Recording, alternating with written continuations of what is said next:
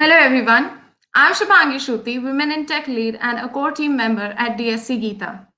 I welcome you all to our event, Starting Your She Journey in Tech. Presenting to you the agenda for our event. We aim to discuss the opportunities and their importance, and then we have speakers on board to see how these opportunities have helped them gain their position. The various opportunities that can be taken hold of. Okay, first of all, I would like to tell you why did I choose this topic, or rather, why did I choose to conduct an event on it? Engineering is often said to be a male dominated industry, but the tech world is slowly becoming a deviation to this.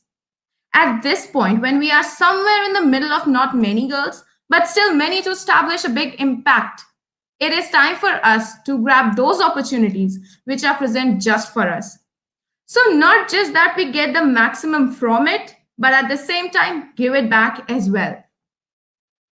Trying our hands on the various technologies, be it web development with HTML, or using pandas for extracting data, or trying to build some kind of application, and the list is just endless. We often fail to notice that some opportunities cannot just make us figure out our journey, but can help us discover some of those insights within us, of which even we are not aware of. Every achiever talking about their journey mentions one or the other of these opportunities to be their building blocks. So, what are these opportunities? Which, no matter who you are, where you are from, or where do you stand, you can get access to them anytime. Rome was not built in a day. And therefore, when we are at a stage where we are just unaware of what to do, just remember there's an ocean out there and you have no option but to go dropwise.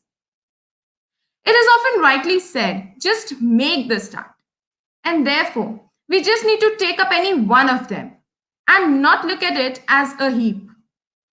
In tech, there are so many things to experiment with that if we start our journey at the right time, these experiments can help us figure out what is best for us. I'm not planning to mention the various technologies or the fields such as web development or data science or designing or anything else. Rather, I shall focus on the outer page where you can implement these technologies. So, starting with the online courses. This pandemic has already taught us to get virtual. And if taken seriously, this virtual world can substantially teach you everything. Even Bhuvan Bam says that YouTube taught him how to play the guitar. Thereafter, for the technical industry, the problem is there is so much content that it is difficult to choose from where to learn. Well, frankly, this can be respective and differs from person to person. Because sometimes there are variations in grasping capacities, prior knowledge, and the flow of course.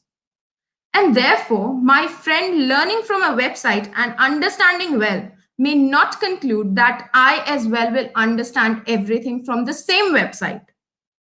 But yeah, in case you're planning to show these courses as certifications, you must be sure that they are valid certifications. Hackathons. Competitions have forever been the best ways for self improvement. There are even girl specific hackathons which can help you to gain knowledge, experience, confidence, and thereafter there's no end to the takeaways from a hackathon. Boot camp programs. These time bound programs would actually tell you right at the beginning that in how many days you can gain a skill. You need to be consistently dedicated, and these are usually the chances worth to be taken. The validations of these certifications must be kept in mind in case you wish to put them on your resume. Internships. Stipend is a word we get excited just with the thought of it. If you feel you are good at something, you must not give it a second thought and just go for it. Apply at the various internships, not just one because you might be eligible, but you might not be the need for that one company you have applied for, and some other company might find your work to be worthy for them. So, as I mentioned, just start. If you think you know less, no issues. The course of the internship will teach you. And still, if you feel you won't be able to make it, the zero stipend internships are known for their learnings. Freelancing jobs. In case you are ready to devote your time for a longer period, maybe freelancing can help you. But you have to be ready for a rigorous job. Dealing directly with the clients, convincing the customers with your product, and making some strict decisions might be hard in the starting, but can be helpful in the long run. The choice for an internship or a freelancing job differs from person to person. Open source. The software or codes that can be developed in a collaborative public manner under the rules by the owner holds perks that may not be specific, it rather plays differently for improving oneself. Flexibility and cost efficiency are its major positives. Competitive coding. If you're extremely passionate for coding, competitive coding or open source, both are your winning battlefields. Competitive coding provides you with level wise access so that you are not tripped in the dilemma of catching the right problems to solve next. Projects are often considered as the proofs to your skills. The successful completion of a good project would lead you through every up and down of that technology. The process shall teach you. Therefore, don't fear to start. Communities. It provides you an all round development opportunity, be it personal or technical skill. The possibilities of growth are boundless, and we shall be discussing some of them in very details. Scholarships. Various scholarships that can be backed at various levels of your journey. There are communities that provide scholarships or internships, or in some cases, both. So, this was an overview and track that you can choose to begin your journey. Moving on, the perks and takeaways from being part of a community or getting associated with an organization are far too more to get a count on them. The community events provide insightful opportunities, loads of knowledge, and referral growths. It gives us an exposure to what is happening around us and what kind of things are going on that our kind of people are doing. This helps us generate the social balance consisting of different kinds of people, and then it becomes a give and take opportunity for all. Some communities even provide courses, some free and some at affordable rates, for all together growth. The community support at times acts powerful and impactful because of the larger reach of the group. These support systems can also help you gain jobs and create a great pathway for you. The scholarships and internships from companies or communities, or some that exist individually, can help you become industry ready and at the same time are beneficial even in terms of money. Once people see your work and are confident about you, their references can cross borders and help you increase your reach. You must have seen people collecting t shirts, badges, caps, bottles, or even certificates, and many more with the organization tags. Well, I've got a few, and I can say that these goodies and swags that one receives from a hackathon or an open source challenge would become more valuable once you know that you have put your heart and soul for it. Moreover, it provides you with a work experience which counts for the rest of your life. So I have mentioned an overview and listed some importance of communities, organizations, scholarships, and internships. Now I shall pass over to Adrisha and Surbhi, who shall be listing and discussing some of the very major opportunities that you can grab being a girl.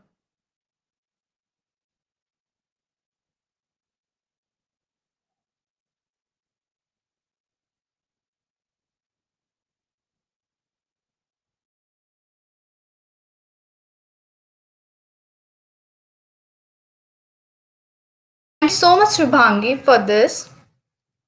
Hello, everyone. A very warm evening to all. I hope you all are safe and doing good. Myself, Adrisha Mahapatra, co-team member of DAC Gita.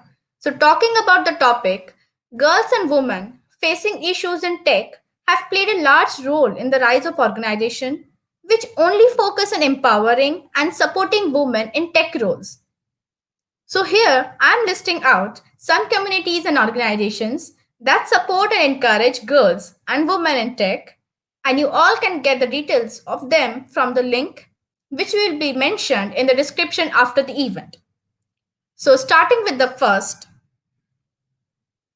is the Anita Borg Institute of Women in Computing and Technology. Their only mission is to connect, inspire, and guide women in computing, support them in technical fields, and participate in highest potential.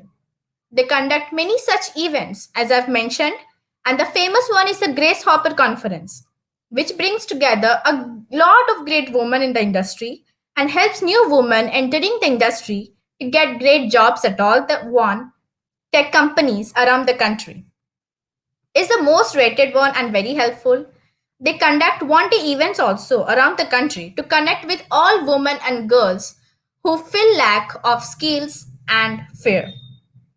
So I think GHCI this year will be the first ever virtual in India, which will be conducted from 17th to 20th February 2021. So by visiting their website, you can get the updates.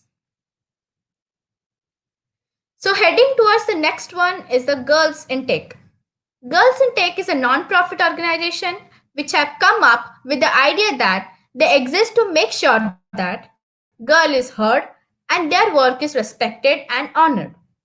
Girls in Tech basically works to erase the gender gap in tech. They conduct sessions like cybersecurity, hackathons, boot camps, and some sessions to inspire women and girls to upgrade their career in tech. And they provide many jobs of different posts and skills. I have listed many job posts in the slide, and to know more, you can visit their website and get alerted. So, here the next one is the Girls Develop It, which is also a non-profit organization which offers hands-on programs that teach women professional skills for software development and supports a diverse network of women in STEM.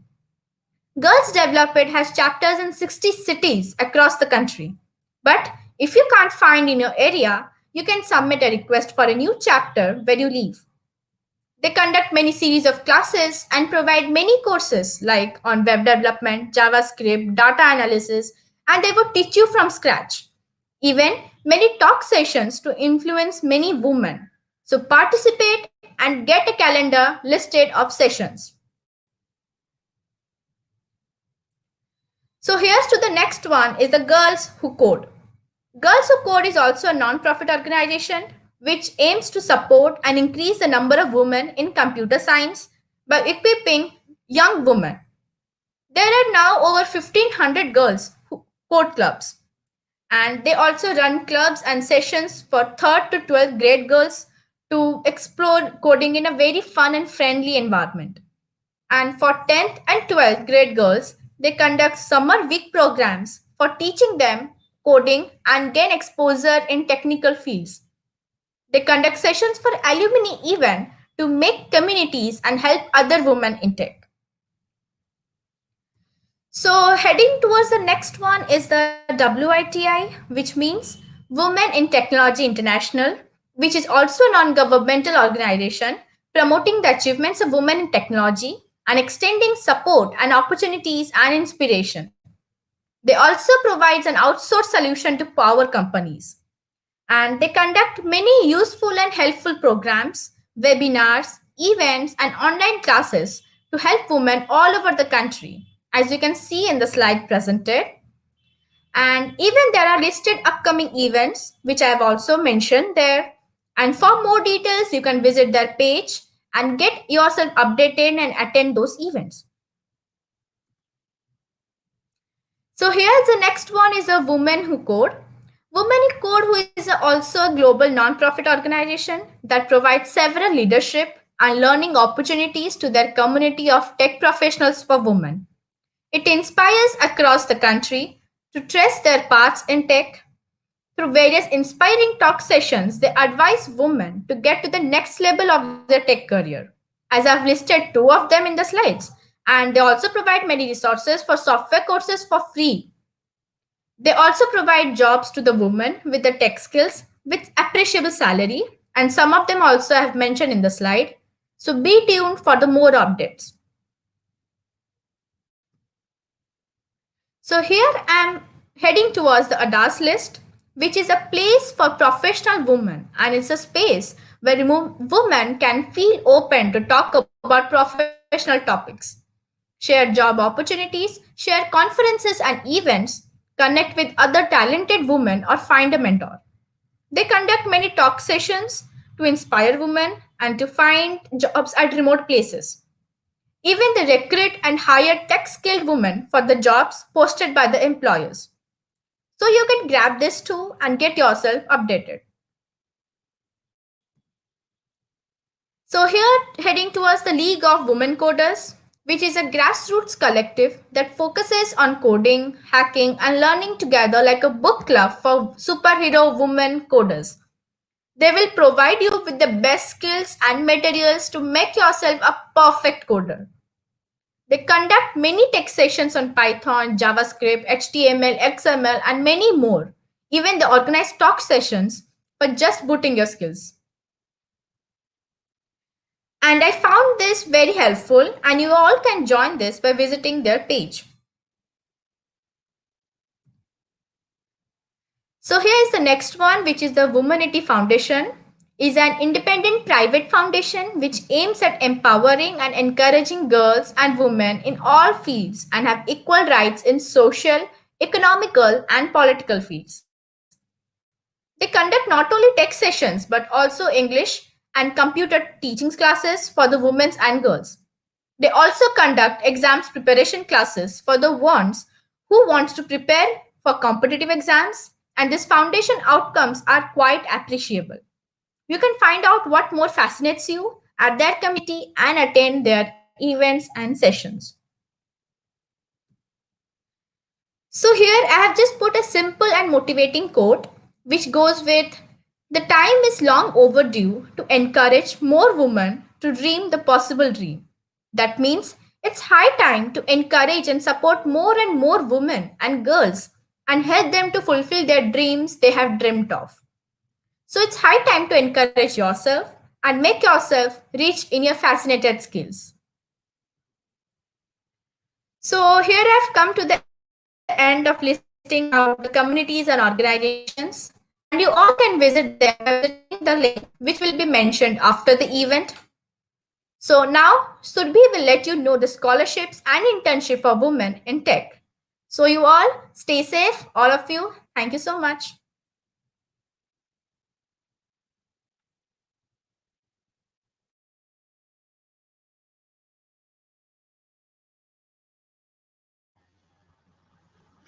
Thanks, Adrisha. Hello and welcome everyone. I am Survi, a core team member of DSC Geeta. Today we are going to talk about scholarship and internship for women in tech. There are lots of programs which promote women in tech, and when these type of opportunities are available for us, we should definitely try to avail and participate in such program in which we are eligible and participate. But before participating in such program, it is required to know about this program first. So let's look at some internship and scholarship for women in tech. So first we start with Outreach Internship. Outreach Internship is an open source program that runs twice a year. It is a 3-month long paid internship. They provide internship to people who belong to underrepresented group in technology. And as we know that women are in minority, so they are totally welcome to participate in Outreach Internship in both the cohort. So if you are an open source enthusiast, then you can go for that. They also pay stipend around 4 lakh rupees. Applicant must be 18 or above, but there is no upper age limit and should have not interned with Outreach. The Outreach program and GSOC earlier are eligible for applying for this program. So it is a very good opportunity. Go and check the eligibility criteria. If you are eligible, click on the application link and apply for that. Next, we move to Girls Script Summer of Code. It is also an initiative to promote open source. So if you are a beginner and you want to contribute on a small scale project, then you can go with Girls Script Summer of Code. They are also coming with Girls Script Winter of Code. Also, you can participate in this open source program all willing candidate apply for that to show their talent, and they also provide some cash prizes and goodies to the top performers. Next is Rail Girls Summer of Code. This is exclusively for women and non-binary coder. So these type of opportunities are especially reserved for women. So we should definitely go for this type of program and avail these opportunities to enhance our skill set and to be a part of this type of programs. Applicant must be 18 or above, but there is no upper age limit, and student team have to work roughly for 40 hours on their project every week. Accepted applicant are provided with a stipend to work from July to September. If you are interested, then start looking at the project and finalizing it.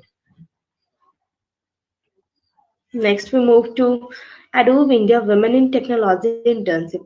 Those people who are looking for scholarship as well as internship program, this program is just for you. Adobe focused on bringing together the most intelligent, driving, diverse set of individuals and giving them the freedom to nurture their intellectual curiosity. So, if you want to apply for Adobe India Women in Technology Internship, you must be an Indian girl.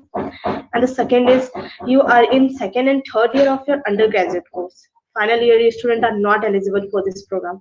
They generally select 5 scholars. If you get selected for this program as a scholar, so first they will provide you financial assistance for your tuition fee, that is the academic annual fee, and you will be provided an opportunity for a summer internship at Adobe India, and along that they also provide financial assistance to you to attend GSCI, including with their registration and participation fee.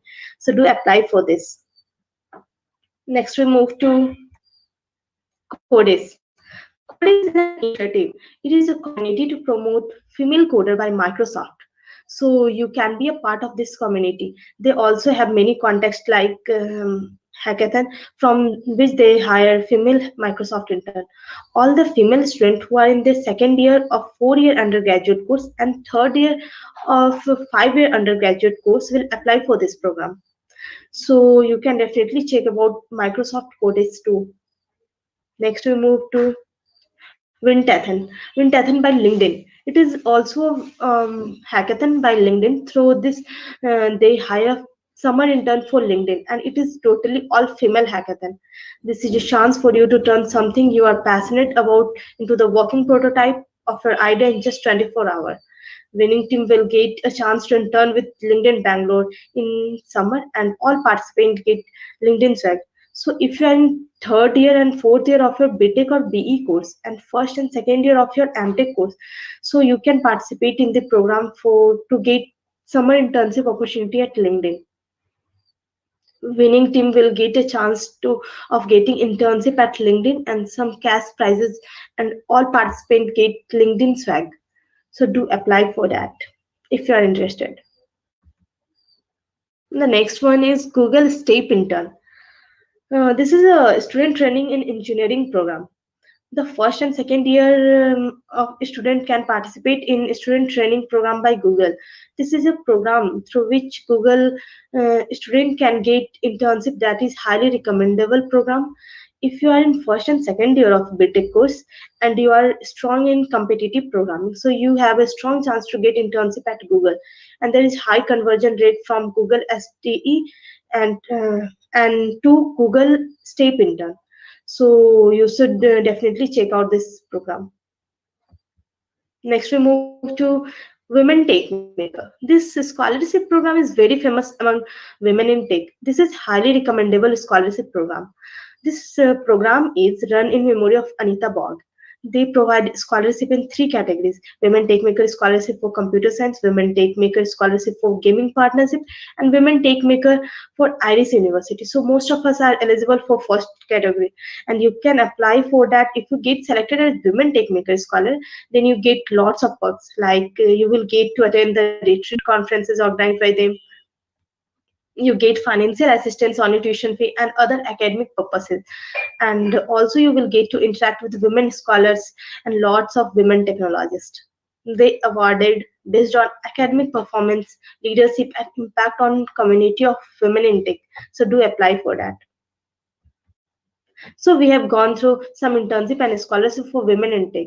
So go and check out all those programs and see for which you are eligible and for which you can take the most of the advantage from those programs. Do participate in the program in which you are eligible. Thank you.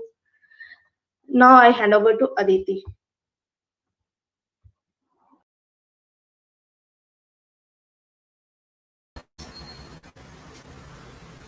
Thank you, Shubhangi, Adrisha, and Surbi. That was truly an informative and helpful session.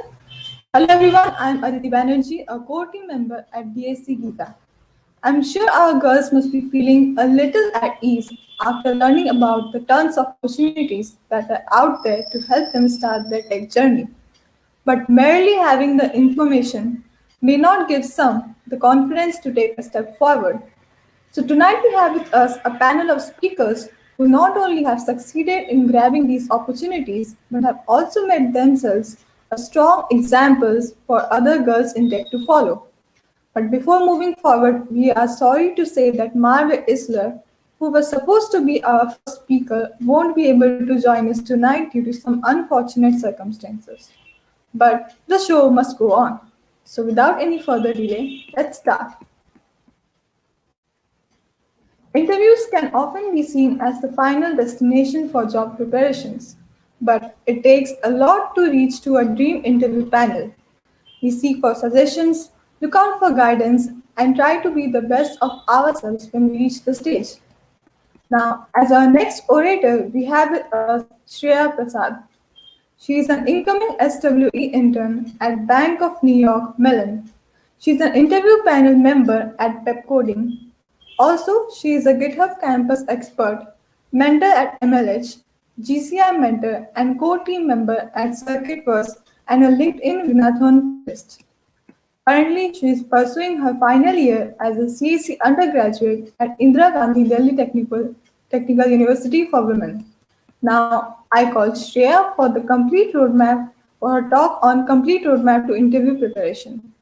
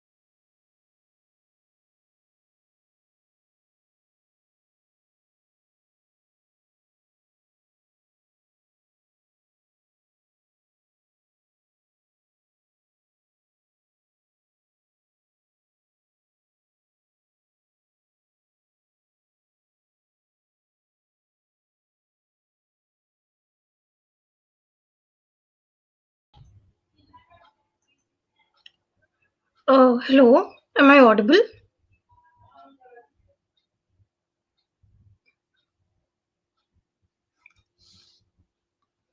Okay, great. So, thank you so much, Surbi and the team from DSC Geeta for inviting me to this wonderful event. So, the topic for today's session is going to be complete roadmap to interview preparation. So, in this session we will learn how to strategize our time and how to basically project ourselves in an interview scenario so that our chances of getting hired are increased. So with that we will just start the session. So, before starting the session, I would like to introduce myself.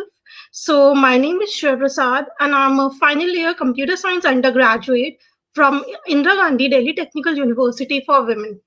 I'm also an incoming software engineer intern at Bank of New York Mellon.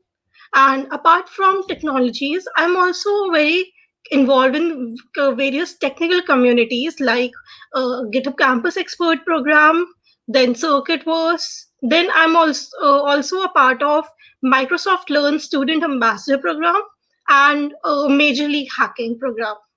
And I'm also a part of the uh, interview panel at Pep Coding.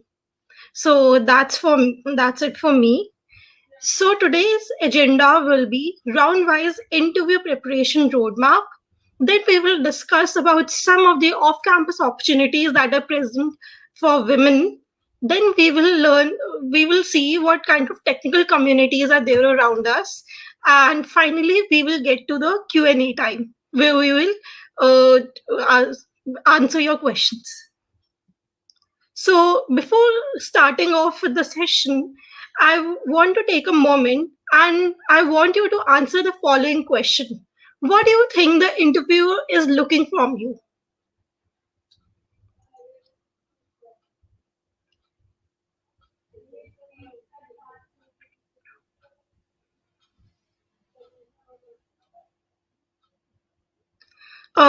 Like, whatever you think that the interviewer is looking for, you can just type that down in the chat box.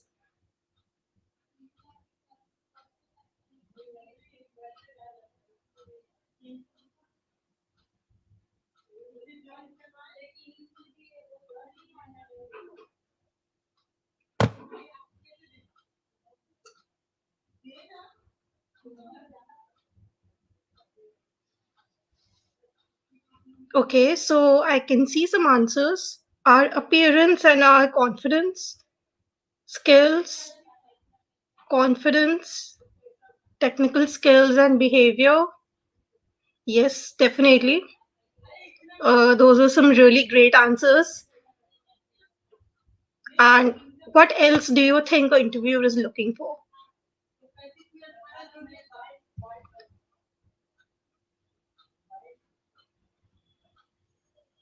Technical and also skill interest. I'm not sure what do you exactly mean by skill interest. To be productive.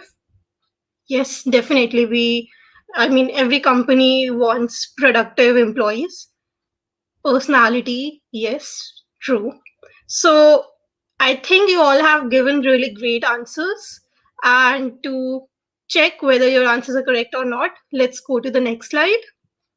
So these are some points of assessment that interviewer is noting down when they are interviewing you. So analytical skills.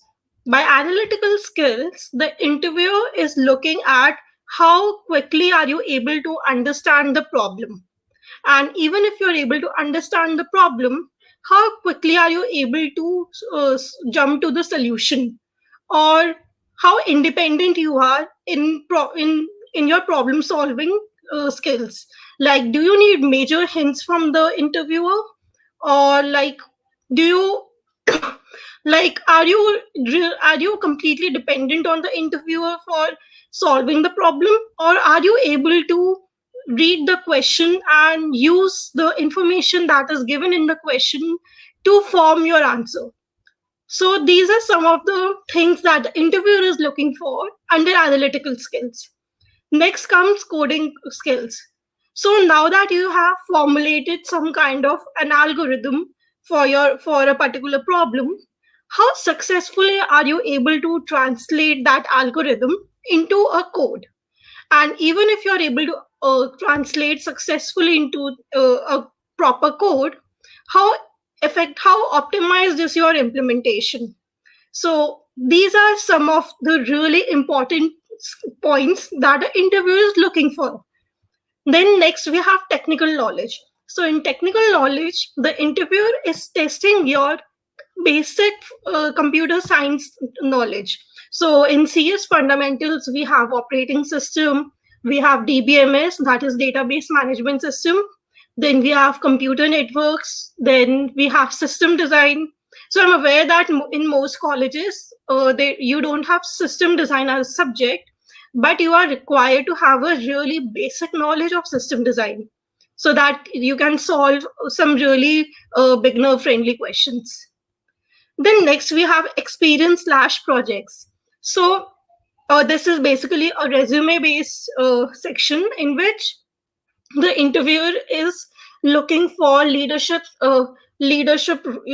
leadership qualities or your development skills, or how effectively you are able to collaborate in a team and able to bring out the best out of everyone while working in a team. Because in companies, of course, you're not going to work alone, right? You're going to work in team, and you are going to work with a variety of people. It can be remote. I mean, due to the COVID scenario, everyone is working remotely, so communication has become a major issue for many people. So on the basis of your projects, on the basis of your experience, like your let's say you are involved in various communities, or you are leading some kind of clubs, or basically what you have done apart from academics, that's what the interviewer is looking for here. So next we have culture fit or communication skills. So from in my experience, I have seen many great candidates who have excellent technical knowledge, who are able to solve the question really quickly, but they don't ask clarifying questions, they don't communicate their thought process well, and they immediately jump to coding part. And these are some of the major red flags in for any interviewer. So it is really important that when you are when the interviewer has read the question to you, you must communicate the question back to the interviewer. You must clearly state whatever you are thinking at that moment, because the interviewer is not going to know what you are thinking, right? You have to communicate that to the interviewer, so that even if, let's say, you are stuck on some question, they will be able to help you, give you some hints, or maybe help you figure out where you are, like what your problem is. So these are some of the points of assessment for in almost every technical interview. Now that we know that what the interviewer is looking for from us in an interview, we are ready to strategize for our interview rounds. So normally we have 4 rounds. So I'm going to go round wise, and each round has got each round you are tested in a really different manner. So that is why I will be giving different strategies for every round. So first is the online coding test. So so there are various formats in which you can be given your coding exam. So it can consist of like three coding questions and 90 minutes. You will be given 90 minutes to solve three coding questions. And normally they are easy, medium, and hard. Then you can have either MCQ based questions based on operating system, DBMS, aptitude, computer networks, system design, etc. And along with MCQs, you can have 1 or 2 coding questions. But these coding questions are relatively easy because, of course, you have a lot of MCQs to complete also. So that's the second format. Then for the third format, you're going to have 4 coding questions and you're going to get 90 minutes to solve them. So for each format, you're going to apply different strategy. Now, this is not a very hard and fast rule that, okay, I have to complete the question under this time slot only. It's not the case, but this is a idealistic strategy. Like, this is the strategy that you should ideally apply in every like online test. So, but even if you're not able to do that, don't worry. Like, it's not that you are very weak, or that you are not ready for the interviews. Maybe it's just like it's not your day, or it happens that maybe you're not able to solve a particular question, but you are able to solve some other type of questions. So it's all the matter of what you are able to do. So this is my strategy, and this is a strategy that I adopted when I was shortlisted for my Google interview. And these are the guidelines that were given to me for cracking the Google interview. So, like, as you can see, we should ideally solve easy questions under 5 to 10 minutes, medium questions under 20 minutes, and hard questions under 45 minutes. And this classification is done so that in the end you get some time to analyze your code, to debug all the issues that you are facing in your code, so that you are able to calmly calmly just give your answer. Then in the second format, while you have MCQs, normally what students do is that they attempt the MCQs first in the hope that since we only have to select an option, it is going to take less time. But what you normally end up doing is that you like spend more time on MCQs because you end up solving the MCQs. So in the end, you don't get very much time to answer the coding question. So this is the reason why it is advised to attempt the coding questions first, because they're not going to be very hard, they're going to be really easy. And so, like, you must be thinking that if the coding questions are going to be really easy, then why not attempt them in the end? This is because in the end you are going to be under a different kind of pressure. So in that pressure, you might not be able to understand the question in a better manner. So that is why you should attempt the coding questions first, and then go on with the MCQs. And normally you should complete those 2 coding questions under 40 minutes. Next, now that we're done with round 1, let's go to round 2. So in round 1, we are going to have we are going to have introduction, we are going to have resume-based questions, we are going to have questions around data structures and algorithm. Then the interviewer might ask you to describe your project. And finally, in the end, the interviewer will ask you to ask a question for them. So how to answer these questions, how to present yourself in an interview. So your introduction should normally include your name, your year, your tech stack, your interests, plus your expectations with respect to the role. And all this should be kept under 1 minute. This is because when you prolong your introduction, the interviewer starts to lose interest in your answer, and it might be possible that they might miss some of the details. And the last thing that you want to do in an interview is to bore them, right? So that is why it is really important to keep your answer short and crisp, and it should be really strong. Like, you should try to include your strengths in your introduction. So, like, that's how you should formulate that. Next, you are going to have resume-based questions. So in resume-based questions, your questions can vary from the technical skills that you have mentioned in your resume, or the projects that you have mentioned, and the experience that you have written in the resume. And this is a really good opportunity to demonstrate your strengths, because let's say you are a member of a particular community, so it is a really good opportunity for you to show how you are a good uh, team player with um, with good technical skills as well. So like this is the basic idea that you want to put in the interviewer's mind.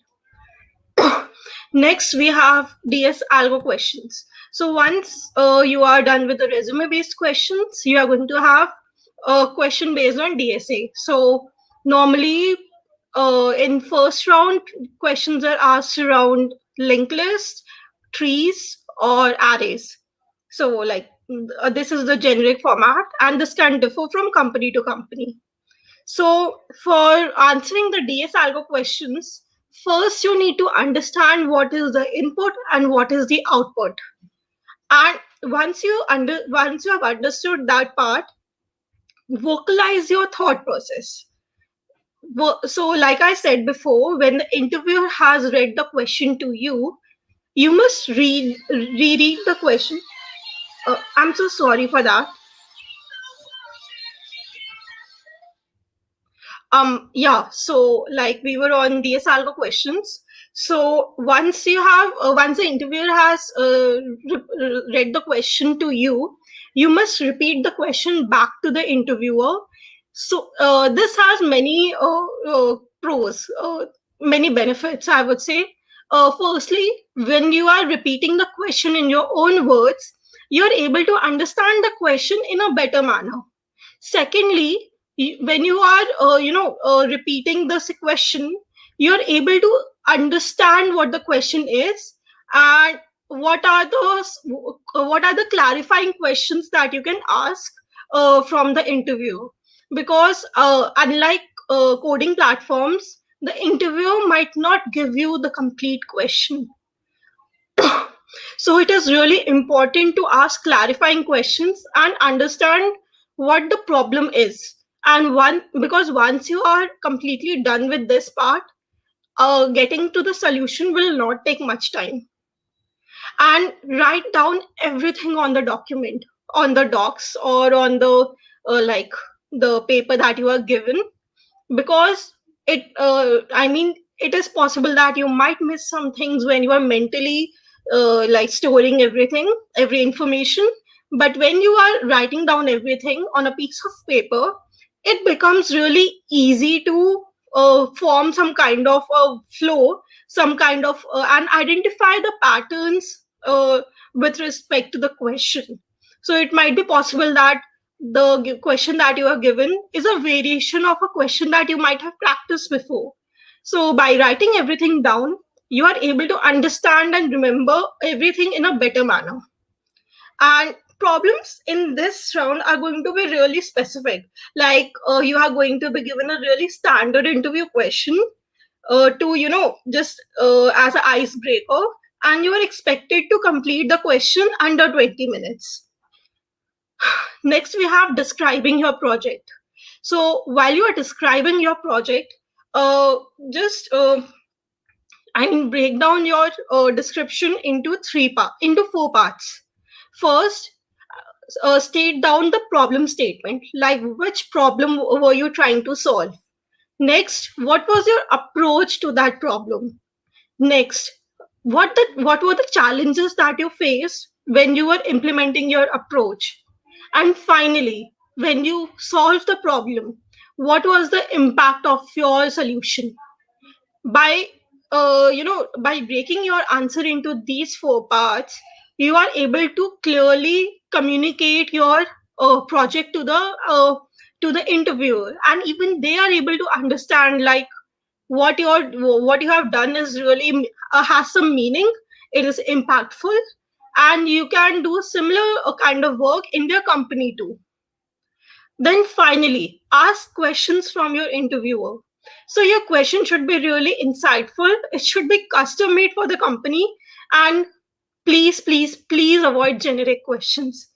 These generic questions are the biggest red flag that you are not interested in the company and you are just asking the question for the sake of politeness. So please avoid generic questions.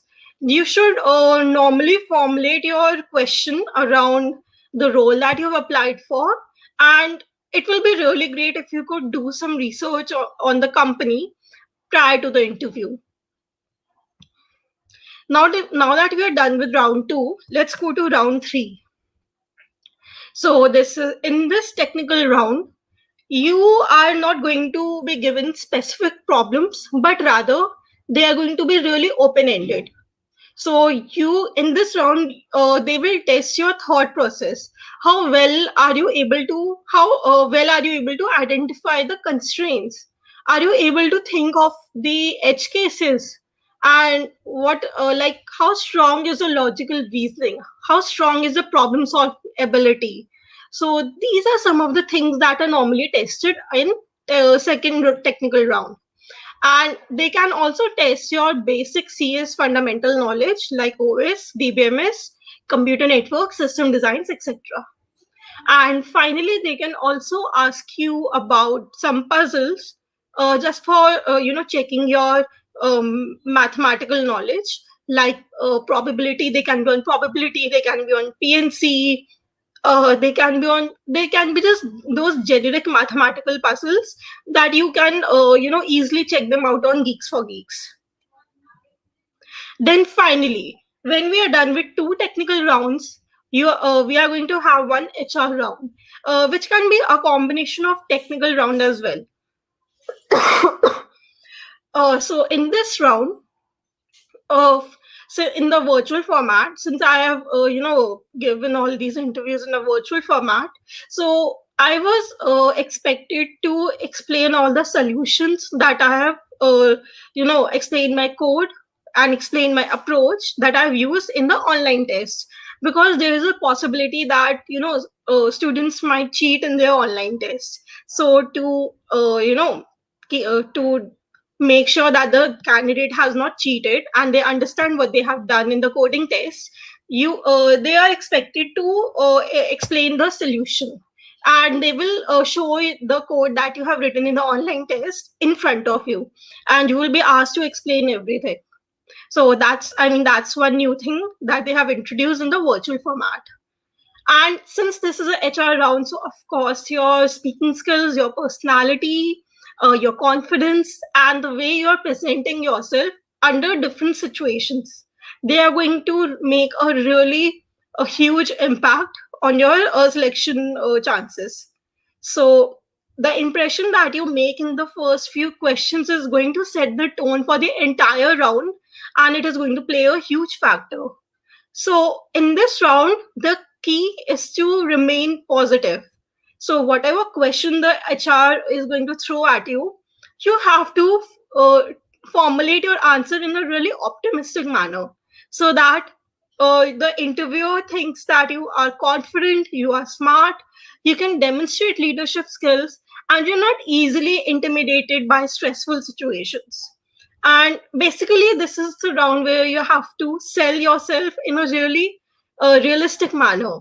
So there is a very thin line between selling yourself in a realistic manner and sounding like a narcissist.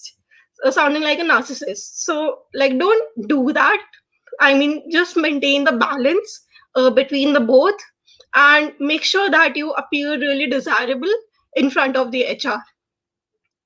And there is a possibility that the HR might try to put you in like really stressful and in really negative situations, and they might ask you some questions like, what do you think are your weaknesses, or like, tell me about a time where you failed in some kind of situation. So the trick is the key is to remain positive and to turn the whole situation into something that that might prove to be beneficial for the company. So like, that's how you have to answer the questions that the HR is going to ask you. And finally, when it's your turn to ask the question to the HR, Your questions should be really insightful. They should be custom made, and in this round especially, you need to keep in mind that your questions should be really unique and not something that you have just googled up and just presented in front of the HR. So with that, you are done with all the rounds, and congratulations, you have made it.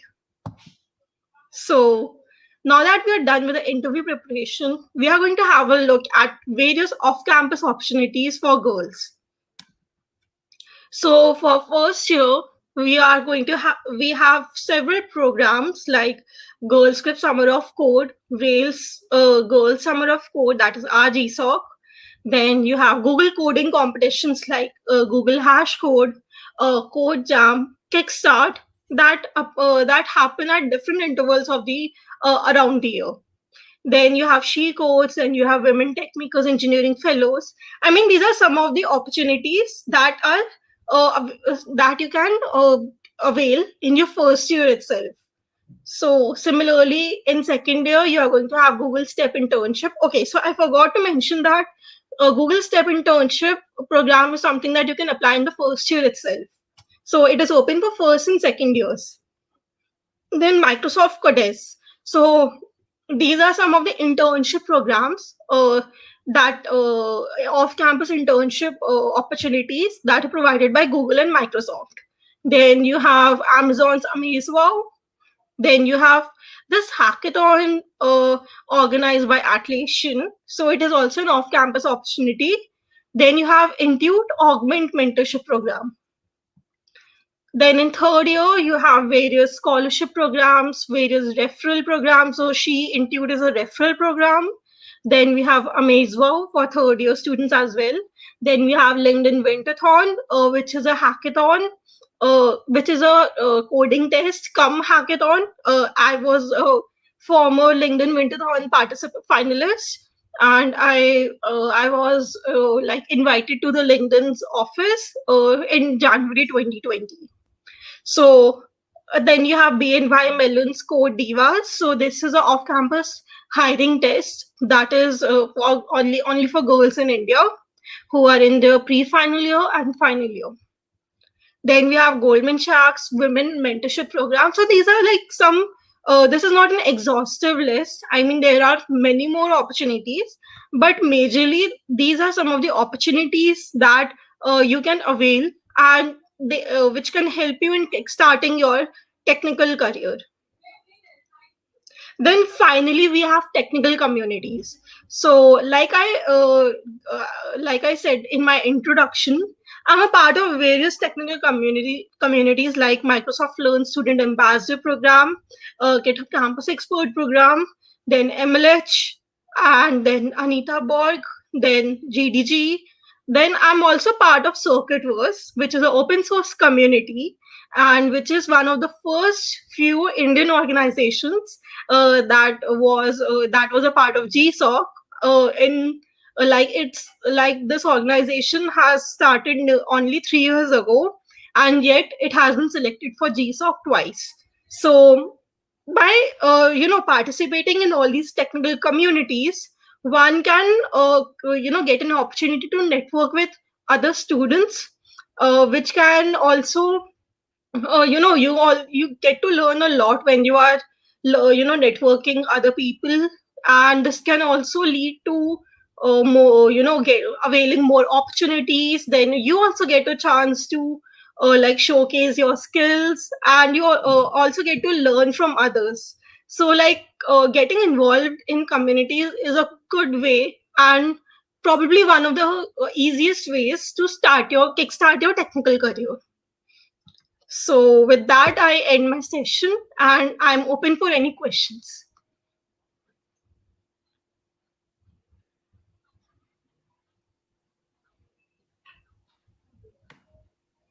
Hi, Shreya. That was an amazing and just detailed guidance for an interview. So now just let's see what the audience has for you. Okay, great. So Manisha Swain asks, in which year should an engineer apply for internship? I guess you've already answered that question. Yes. So like ideally you can start applying in second year, because the step internship and various internship opportunities that are provided by companies, they are for sophomores and for third year students. So I feel that second year is the best time to get started with all the applying for off campus opportunities. Okay, so next question. Varsha asks, how did you get to know about such opportunities? So that is a great question. So, like in when I was in my sophomore year, so like I joined various technical communities because I actually got active on LinkedIn during that time, and I used to see all these communities are organizing meetups in Delhi, and even some of my classmates, they were really active in communities. So that's how I came to know about them, and then I applied for being a member of these communities, and then eventually things took a really different turn. So like I got exposure to a lot of opportunities, and I met really incredible people, and I was really inspired to you know like go on in my journey, in my coding journey. Of course, I would like to add to that, Varsha. We are having this session just because of this question, where to get to know about these opportunities. So we have listed down some of the great internships, scholarships, communities, and organizations right at the starting of this event. Moving on to the next question. Anthony Darrow asks, how should I immediately come out to the interviewer? How should I really? I guess he means to ask that should I be frank right from the starting to the interviewer? um in your technical rounds, it is advised to be really honest with the interviewer, but in HR rounds it is advised to remain to be very diplomatic, because of course they are going to assess your thinking skills in terms of like how you are interacting with other people. So you really need to take into consideration like how the other person is, like what's the mindset of the other person, and to make sure that whatever you are saying does not cause any kind of conflict later on. So there's a question with Girish Pakre. I hope I'm spelling it right. Ma'am, does it matter in which college you are from? I would like to answer this question. So in when I was in my third year, I did not got an like on campus internship offer. I sat for various companies, but I did not even get past the coding test. And this is because I started my coding journey in like early in my third year. So during that time, I also applied for various off-campus opportunities like Adobe, like Google, and I was shortlisted for both of them for the interview round. So I gave the interview, and after the interview, I was rejected. So most of the FANG companies that I interviewed with, those came from off-campus opportunities. They were not on campus. So like in my experience, college has not mattered, but your skills and your personality and your communication skills, they are the only thing that matters. Okay, one last question I would take up. Okay. Can I ask the interviewer about my mistakes if I felt like my interview didn't go as expected? Yes, definitely. I mean, this is something that you should ask from time to time. Like, let's say when you are solving a question and you feel that your approach is somewhat, incorrect. So you can ask the interviewer, like, do you think that this is the right approach? Or like, where do you think I should, like, improve? So in this manner, if you are, when you are simultaneously solving the problem and asking your asking the interviewer about your mistakes, they will be more inclined to answer your question rather than asking it at the end, in which in that case they might give you some very generic answers. So just ask side by side. Okay, there are so many questions for you actually. During an interview, if I have a little bit idea about any question, whether to go for it and try or not and accept, I don't know about it. uh, Okay, so so yeah, okay, yeah, so please continue. let's say that you don't have any idea about the question that the interviewer has asked you. So, like in a really like calm manner, just say that, okay, like this is something that I don't know about, but I think that it might be this, like this is the answer. So I'm not sure about, I'm not sure whether this is the right answer, but that's what I think based on my knowledge and based on what I have read about this topic. So, like, present your answer in a really good manner, and even if you don't know it, it's not a problem. Like, even in many interviews, I have said this to the interviewer, and they are not offended by this answer. That's what I can say. Okay, so the next question. Abel Matthew says, "Hey Shreya, have you been? How has been your experience at MLH as an hackathon mentor?" So hi Abel. So it's been really great, and I think Abel is also a hackathon mentor at MLH. So it's been a really great Yes. experience, and I got to know about so many people, and actually learned a lot at MLH. So like how to resolve, how to like approach various conflicting problem situations, and basically how to interact with people when they're in a very distressful situation.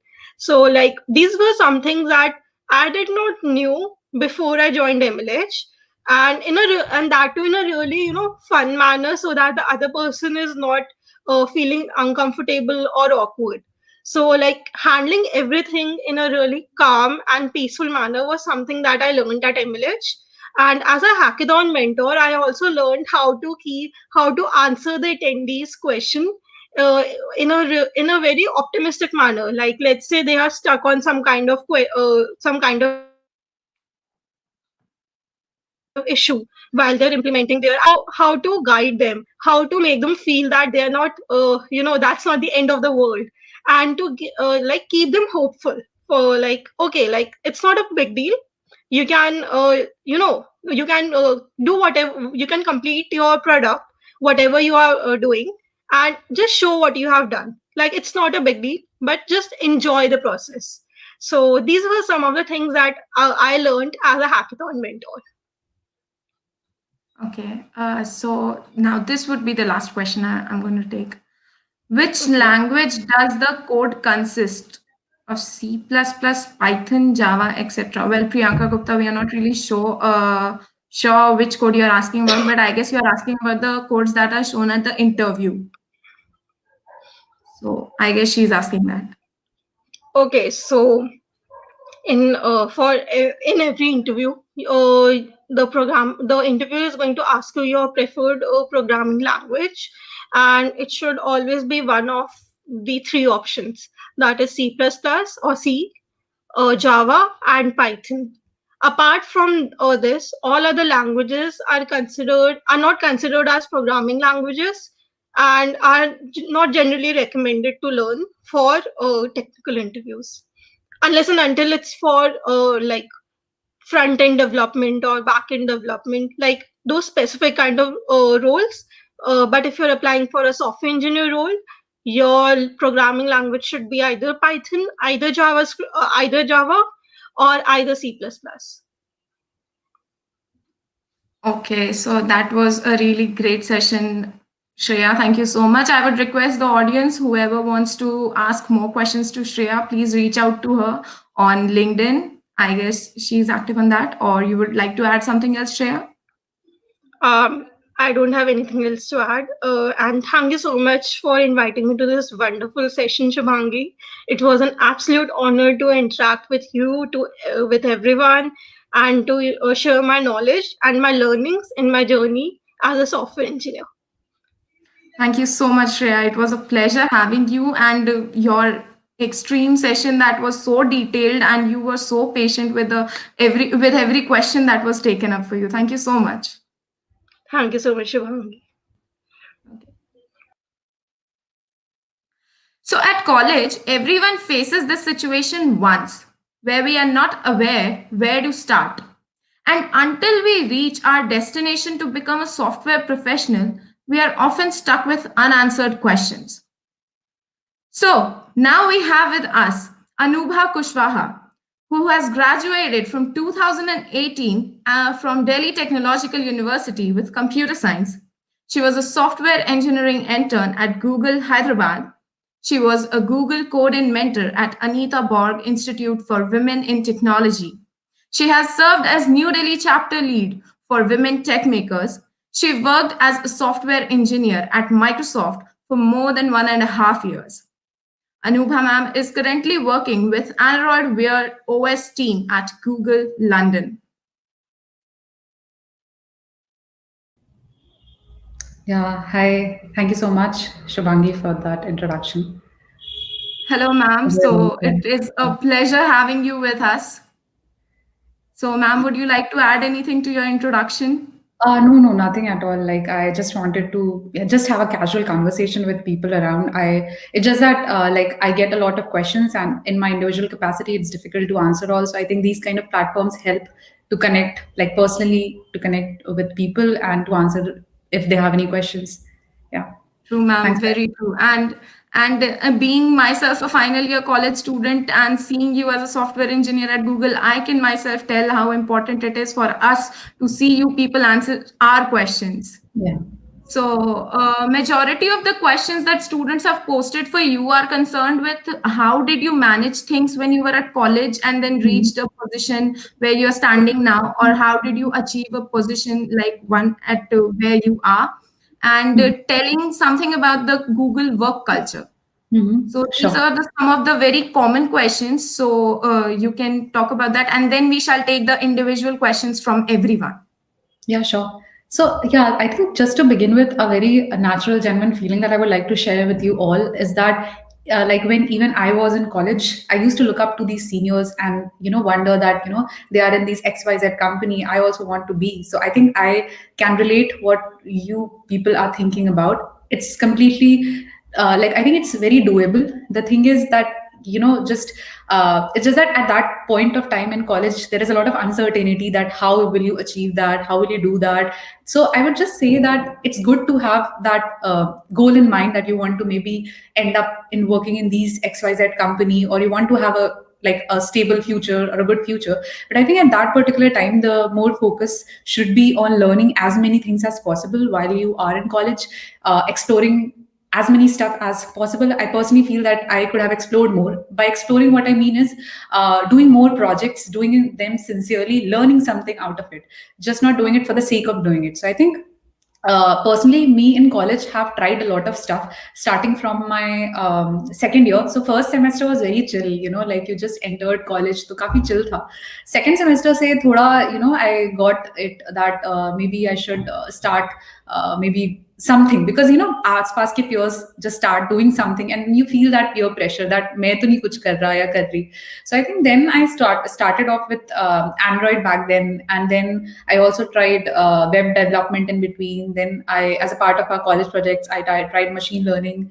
Then I also tried like as a part of open source, I tried contributing to Kubernetes as well. So I think the main thing that I did in college was experiment with a lot of things, and it's not like I didn't get failures. I definitely got a lot of failures, a lot of failures. But the one thing that I've learned that I want to share with you all is, along with the failures, there came something as a fallback to it. Like I suppose I was aiming for X. I didn't get X, but I got a Y because I worked hard for X. So I think that's something I would like to share. That don't think that you wanted to, suppose for example, like you wanted to crack GSOC. for example. ठीक है, now what happened that due to XYZ conditions आपने बहुत मेहनत करी, you applied to GSOC and because of some reason नहीं हुआ selection. But उससे क्या होता है that there are many other things that come along with it. Your like this whole experience of contributing to open source. Then so for me personally, what happened was एक तो ये experience, साथ में उसके what happened that I started mentoring for Google Coding, and then what an opportunity came out of it that they select one mentor from each organization to send to the Google headquarters. So I was selected for that. So I didn't get one thing that I wanted, but I got something else. So I think that's a very big learning that I learned from my college life, that don't get disheartened if you don't get X. If you have worked hard for it, you have learned something out of it, you'll definitely get Y, which might be even better than that. So I think that is the general vibe of my college, that I tried, I failed, and I learned something out of it. Something else came which I was not expecting. So yeah, that was a whole general college vibe. And to the other part of the question, regarding Work the culture culture. at Google. Sorry. Work culture at Google. I was Correct, repeating correct. the same thing. Yeah, sure. So I think the second part about the culture at Google, I think it's very because there are so many products. There are like the it definitely depends from team to team, but I can talk about my team.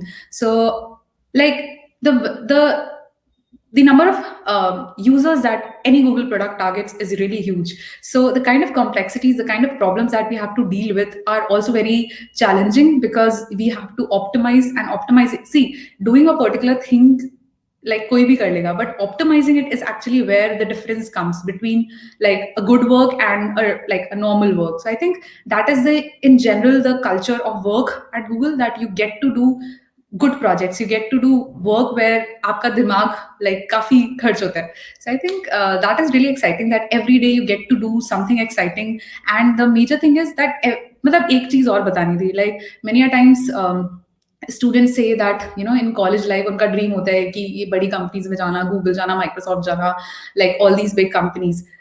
The thing is that you have to be actually very excited to even sustain in these jobs, because the kind of problems, the kind of challenges that you get in these jobs are very new. It's not like a coding problem jiska koi standard algorithm se solve ho jayega question. It's these are real problems which you have to solve. And I bet you, if you are in these good companies, every day you'll face new challenges jinka tumhe you'll have to think, you'll have to manage, you'll have to put in your energy into working through it. So I think that's really challenging. And to all the people who get excited by that finding a problem, coming up to a solution to it, reading a lot of stuff. So I think like in general, I think maybe I'm deviating, and maybe I can take it later, but yeah, in No, general. ma'am, please do take that, because people want to know that if we are aiming for that, what are we aiming for? It is very important to know that. Sure. Okay. Okay. Thank you.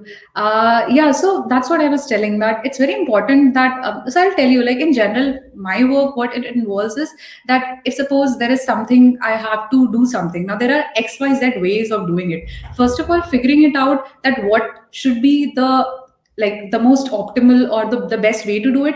Also, when you actually, I don't know what's the exact crowd. I think it's mainly the college students, but when you enter into companies like these, there are many other things, like in terms of like when you deliver the product, there are these timelines, there are these partners, there is at the end of the day, it's all about money, right? Like the companies pay you because their products are selling, they are earning money at the end. So at the end, her company goal is to produce money, right? So you have to, there are other things apart from just engineering work, there are timelines, there are deadlines.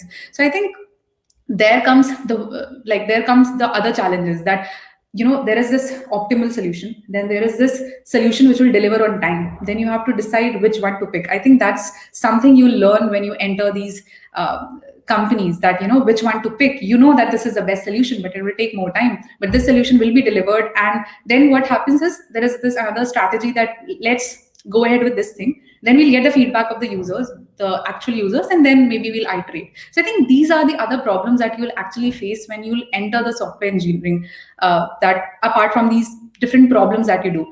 And a lot of this has to do with your personal ability and willingness to learn, that there is this problem, aap kitna determined ho uska solution find karne ke liye. Like you're reading, you are like, many a times I just watch a lot of Google IO videos, they are really nice. Like और ऐसा भी नहीं होता है, I'll also tell, like ऐसा भी नहीं होता कि it's not possible also ना कि सबको सब कुछ आता हो. So many a times it happens is that like you learn about something, तुम्हारा manager बोल देता है कि जाओ तुम इसके ऊपर पढ़ो, explore करो, you come up with a solution. So I think that is very good in these companies, that you are given a lot of liberty to experiment, to learn about something and come up with a solution. So I think मेरे को personally उस चीज का काफी freedom मिलता है, that my manager gives me full freedom to do it my way. Like he trust me कि अगर ये मैं दूंगा या like इसको, तो she'll come up with a good solution. So I think these are the kind of the environment in general what is there in these companies. Yeah, happy to share more about it if people have questions. Yeah. Ma'am, that was the first part. The college part was enlightening, and this was just insightful, because often for a computer engineer, what does a software engineer do? He codes. But you have put the absolute picture that there's more to it. So Yeah, thank you so right. much for that. So Yeah, thank you cool. so much for that. So now Surbhi, who is a blockchain developer, asks, how do I get a job in a Google being a fresher? In Google being a fresher. I see. I see. As in, like, just right after college, right? Yeah, right after college. Yeah. So I think, uh, okay. So see, the main thing is also just like I can completely. Okay, first I'll take this part. So there are many ways in which you can apply to Google. So like few of the ways are like getting an internship at Google, and for those again the procedure is similar of applying at Google Careers or asking for referrals from people or participating in these code jams or these kickstart events that happen. The main thing revolving anything, rather whether it's internship. So I'm talking about internship because many times it happens is that if you are interning in a team, and if that team at the end of your internship has headcount and you had a good evaluation, there is like an easy conversion as compared to when you apply full time. So that's one way of getting into Google. The other one is applying directly, and I think the major chucks there is two parts, right? Like first is to get identified, like so that at least you get like the chance of interviewing, and second part is clearing the interview. There are two parts to it, and I think many people struggle with the first part where they want to get a chance for interview, chance to mile. So I think for that it's very important to get identified in their eyes. There could be many ways. One could be like directly आपका resume अच्छा है, you have applied on Google Careers and they look into it. The other one is कभी कभार अपना LinkedIn profile up to date रखो so that recruiters reach out सामने से ही. इसके अलावा like there are these many people like maybe like many a times if I find somebody's resume is good, I also refer people. So many other Google engineers do it, not just Google engineer, any other good companies, people refer people. Apart from that, ये jar सारे like so I told you, I think maybe I'm repeating it, but the contest and everything. So I think the first part is mainly getting identified, and I think these are the ways in which people get identified. For me personally, I applied like during my internship days, I was doing open source, and I just uploaded my resume on the Google Careers, and I was reached by an Asia Pacific recruiter. So I think that is how I got the first interaction with Google.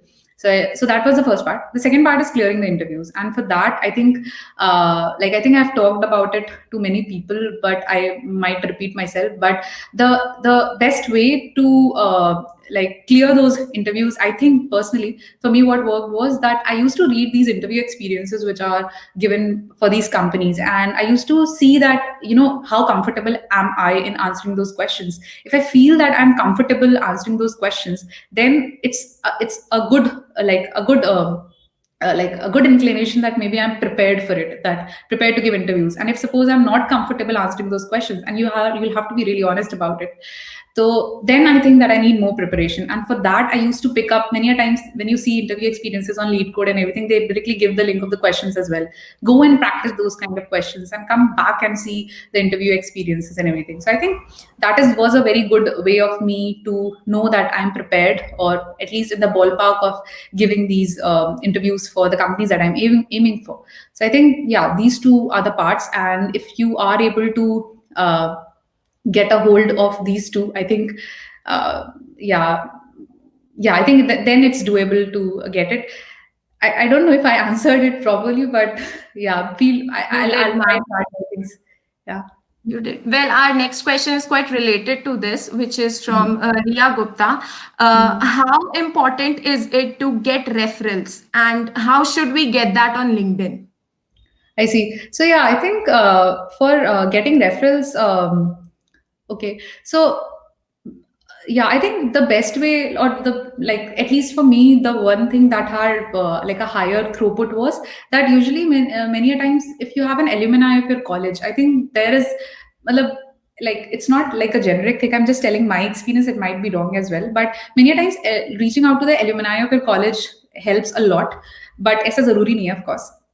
So उस case में you reach out to them and again be a little descriptive, like explain your journey, like just अपना resume भेज के ये मत बोल दो कि hi sir ma'am can you refer me to this, because they might be getting multiple messages as well, like related to the same thing, right? तो कभी कभार ऐसा मतलब like the people you are asking, they are doing full time job, वो भी अपना like they are busy, right? So if they want to, if they, you want them to give time to look into your resume, to think that you are like, good enough to, so that they can like refer you. So I think it's good to be a little descriptive, explain your journey, that I did this and I want to work in this because like, because I have done these kind of projects and I feel that I want to explore more in like companies like these and all that.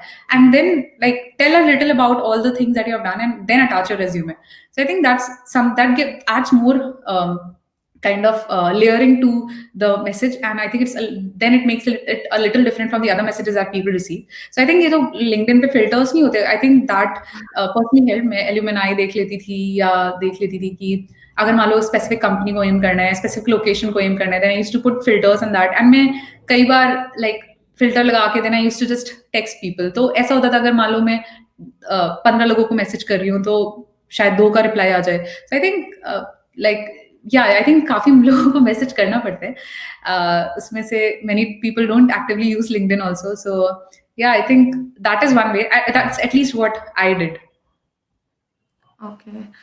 So Preetimay Panda asks how to start building yourself and keep motivated right from the first year of college. Yeah, I think so. One thing for sure is like the environment matters a lot. Like, what is the environment you are in, that affects a lot in the terms of how motivated you are. अगर आसपास के लोग ही कुछ नहीं कर रहे हैं या like you are not in that touch of those people who are doing stuff, it's a little difficult to be motivated. So I think like the one thing, दो चीजें हैं अगेन इसमें, कि एक तो आपका खुद का कॉलेज का कल्चर कैसा है, और दूसरा ये कि अगर कॉलेज का कल्चर उतना स्ट्रांग नहीं है, then try to be a part of these communities which happen outside of college, which are actively doing it. It could be offline as well as online. Offline in terms of these meetups and everything that happen, and online in terms of these open source communities or these even coding के भी जो Slack groups वगैरह होते हैं, everything. So I think it's very important to be in touch of people who are doing stuff, and in order to know that these kind of people, you have to talk to people. ऐसा नहीं हो सकता कि आप room में अकेले बैठे हुए हो और आप बस like मतलब until unless you put in efforts, you'll not get to know what's happening around. So I think it's very important to, in order to stay motivated, you need to know what's happening around you. So I think that personally helped me a lot in being motivated. So what I used to do is I used to go to these meetups that happen in Delhi, like all these GDG and WTM events. I used to like I knew seniors who used to conduct it and they were the leads. So I used to ask them, and I also used to go there. And then what happened is, जब आप ऐसी जगह पे जाते हो, so you have put in effort in coming there, right? इसी तरह और लोग भी interested हैं, then only they have come to that particular place. So that means they also want to learn, they also want to meet people. So I think personally for me, it was really inspiring to meet people, and also inspiring to know that they're doing XYZ thing, they are participating in these kind of contests, and they are doing these kind of projects. So I think that helped me a lot stay motivated when I got to know that I actually get very easily inspired by people. So I think that kept me motivated, that I also want to do something good, I also want to learn this XYZ and everything. So I think yeah, just being in touch of people or communities will actually help you. Ishika Sahu asks, what are the programming languages that I should learn as a beginner to build my career in the tech industry? Okay, so I'll be really honest, in terms of languages and technologies, actually the era in which we are, they change really fast. Like the thing that you have today might not be relevant 5 years later. So I think it's good, definitely good to have a hold on good languages, like at least one language, and knowing some technology very nicely. But it's not a very, the main thing that you should actually focus on is learning, picking up something and being really good at it, instead of just picking one thing. Just being very specific about कि नहीं मेरे को तो जावा ही सीखना है या मेरे को सी प्लस प्लस ही सीखना है क्योंकि कंपनी ज्यादा पूछती है, ऐसा कुछ नहीं होता है. It's more about how good you are at a specific thing. अगर मान लो तुमने गो उठाई, तो make sure that you know it properly, just for the sake of learning कि हाँ cool sound कर रहे हैं and everything. Don't do that. Many a times लगता है कि हाँ CV में डाल देंगे, resume में डाल देंगे, सही लगेगा. But personally I would suggest is that learn something and learn something really nicely. Because for example मेरी job है, right, तो उसमें जैसे मैंने एंड्रॉइड तो अपने कॉलेज में भी करी थी, but the kind of like expertise and the kind of depth of knowledge that is required here is completely insane. तो that is what I'm talking about कि अगर तुम कोई टेक्नोलॉजी या कुछ सीखना ही चाहते हो, then learn it really properly. Because आगे, so what if you learn it properly, what will happen is that जो तुम्हारा कर्व है सीखने का एक पर्टिकुलर चीज का, you'll kind of build upon that कि तुम्हारा curve of learning of a particular thing has improved. तो फ्यूचर में जाके अगर मान लो तुम्हें कोई नई टेक्नोलॉजी कंपनी में मिलती है, ऐसा होता है लाइक अभी तुम्हें कोई नई एपीआई नई लाइब्रेरी के साथ उसे इंटीग्रेट करना है, तो तुम्हारा लर्निंग कर्व अच्छा होना चाहिए. सो build, work on that, learning curve improve करो कि अगर मान लो तुम्हें कोई नई चीज दे दी गई तो तुम कितनी जल्दी सीख के उसको इम्प्लीमेंट कर सकते हो. तो I think that is more important then being like particular about something. Kafia Ayub, who is a 3-star coder at HackerRank, asks how to grab an internship at a good company. What preparation should we do? And do certifications matter as we all run for that?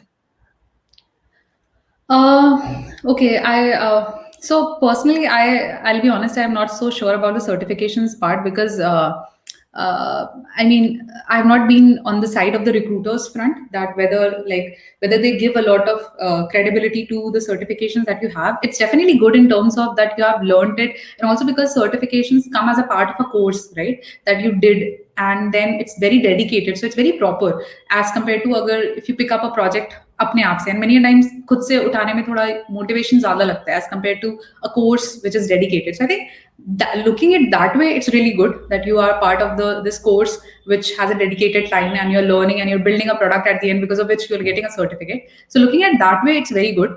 But I'm not very sure, I'll be honest, about the certification part. The other part was internship. Okay, so I think for internships, like one thing is that like in many of the companies, like in many of the colleges, the companies come on campus.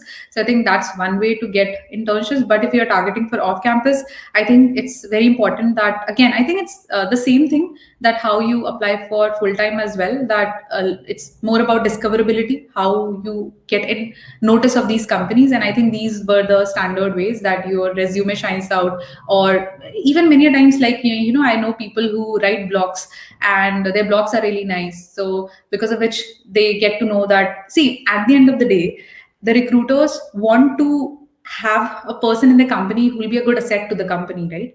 And it's more about how they can gauge you. And it could be in any terms. You could be good and competitive, you could be good in open source, you could be good at writing technical blogs, you could be good at anything. It's more about like how you're putting up yourself on the like internet world. So yeah, I think that is like similar to the full-time thing. Yeah. Ankit Jaiswal, who is a web developer, asks which to prefer as a fresher web developer, getting job or freelancing?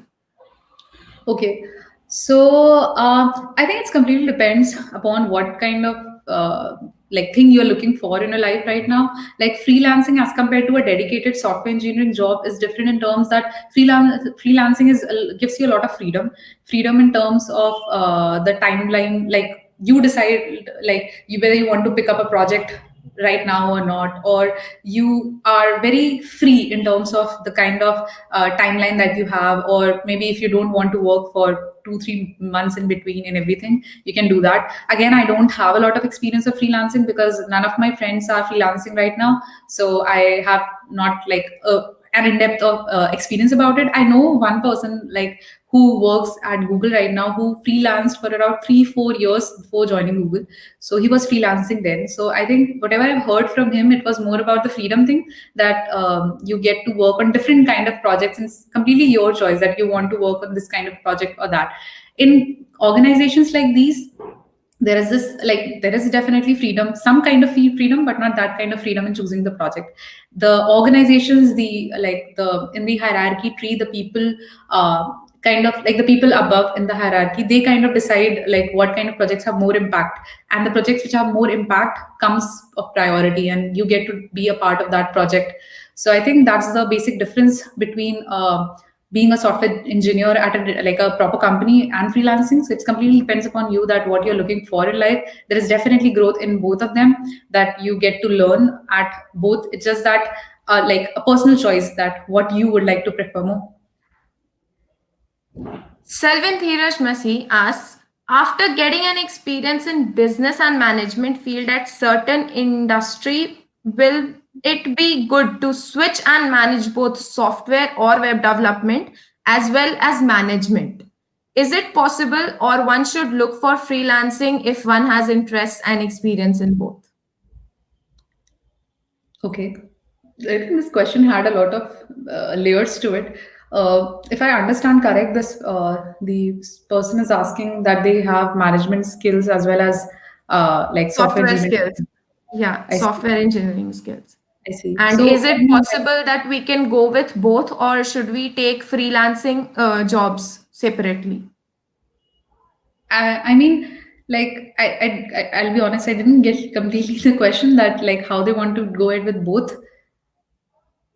Like sort of, they have some skills in management as well, and software and web development as well, and they want to work for both. Like, I so see. should there be should they take up both, or they should take only one, or there should be a freelancing for one or freelancing for both, or something like that? I see. I think the freelancing and software part we have already covered. It's a personal choice. Yeah, What it's the main difference, at least what I know, I can definitely be wrong. So I think I would, for this particular thing, I would suggest you to like query more, to research more, because I'm not the best person to answer that. But for the other part about having management skills as well as software skills, so for example, I'll tell. So many a times, what happens is that the people who have like a software background, or they have a computer science background, and they want to enter, and they have suppose management skills, like in these organizations there are these roles called as product managers. So what these product managers do is they have this idea of the product, they know how the product works, and whatever they have a technical expertise, but they work at the user side of things, like that these features is what users would like to have, and these things we should prioritize. So there is this role that comes somewhere in the skill of the person that they are saying, that's called product managers, that they have technical expertise, but they have management skills as well. So they kind of manage what's the priority of things that the engineers should ultimately implement. That's when, like, and again, it's completely your choice that what you want to explore in life. I know people at I know one person who was at Microsoft, who earlier was a software engineer for around like 3 4 years, and then he switched to a product manager role. So he was not writing active code, but he was working on these things. But I think he didn't like it or something, or due to his personal reasons, he switched back to software engineering. So yeah, so I think these are roles definitely who, like, with people having both the skills help. But again, it's completely up to you that like you are liking it or you're not liking it. There is always an option to go back. Selvin has one more question for you. Can Mhm. we know about what are your further career plans to grow yourself more? Because I think one should never settle. Yeah, yeah, yeah. I think it's really true. And also, uh, I mean, as soon as so for example, like right now, you look at that. 2 years later, you want to do X, Y, Z. When you get to 2 years, then the things change in life. So I think personally for me, there are two, like my manager at Microsoft told me that, there are two kinds of learning. One is a horizontal learning, the other one is vertical learning. So the difference is that horizontal learning is knowing a lot of stuff from different areas, and vertical learning, I think from the word itself, it's clear that you become expert of one thing and grow. So I think right now I'm trying to kind of figure out that what I want to do, like what I want to look up to, like in these two, what I want to be in. Like my manager there, he was a supporter of vertical learning, that he became an expertise of one particular thing. He was there in that particular field for around 10 years. So he had a lot of knowledge about it. So yeah, I think that's what I'm trying to do right now, that to figure out what I want to, whether I want to stay in this particular area which I am currently and grow myself, or to explore other areas.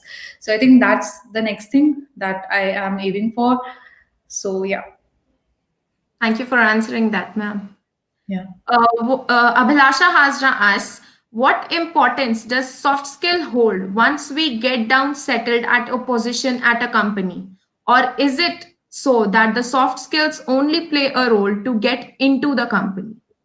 Oh, not at all. See, these companies are asking you, are giving a dedicated round for soft skills because of a reason. It's not just for getting in, like, it matters a lot, to be honest. Like, inside the company, it's all about people, it's all about getting things done between teams, within the team. So, soft skills are really important. You need to know, like, how to like come to a conclusion. I think coming to a conclusion, like the people who are already working as software engineers that relate to me, coming to conclusion about a particular problem or a particular solution even, is the most difficult part of software engineering when you work as a software engineer. So I think soft skills help there a lot, that how you come to a conclusion, how to bring people together and try to convince them or try to understand the trade-offs and coming to a conclusion. So I think soft skills help there a lot. Apart from that, in general, it's all about people. So I think if you have good soft skills, if you are respectful, if you are considerate about other people, it always helps in getting the work done. Sneha Priya asks, can we become data scientists and ML engineers being a fresher? And what does the tech giants like Google expect from a fresher for being into ML or data science? I see. So yeah, I think there are definitely roles available in these companies, like the data analyst profile or the ML engineers as well. Many times for ML engineers, it's sorry. So for ML engineers, it's slightly different because many a times a particular specific requirement is needed in order to be a ML engineer in these companies. Many a times, what I have personally seen is the people who have done these research internships and everything, they are favored more because like they have more background about it. So yes, definitely there are roles about like these data analyst profiles, these ML profiles as well.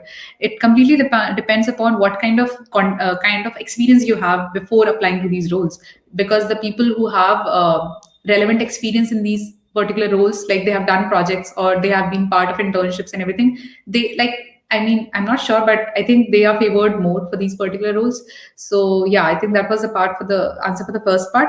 The second part was like, what was the second part? Sorry. What does the tech giants like Google expect from a fresher? Acha. Okay, cool. So, like in my orientation, personally, I still remember what they told, that like when you join Google, don't worry too much that you have to start writing code from the first day. This is what they said, that for the first 6 months, they do not expect from you that you'll deliver, you'll do X, Y, Z, ekdam aake kamal macha doge and everything. So it's not like that, and I think it was similar with Microsoft as well. That if you're a fresher, you've just joined the company, don't think that they'll expect you to come up with solutions to problem immediately. Everyone takes time to settle down, everyone takes time to understand the infra, the system, how things are done in the company. So I would just suggest to all the people who are about to join companies or who are thinking of joining companies, don't worry, everyone gets time. Many a times you are paired with somebody like a buddy or a mentor to help you guide through the initial part, because they would have gone through the same phase. So there is don't worry, like at least for the 6 months, they give you time to learn about how things are being done. So yeah, I think it should be pretty chill about that, at least for these companies that I have worked with.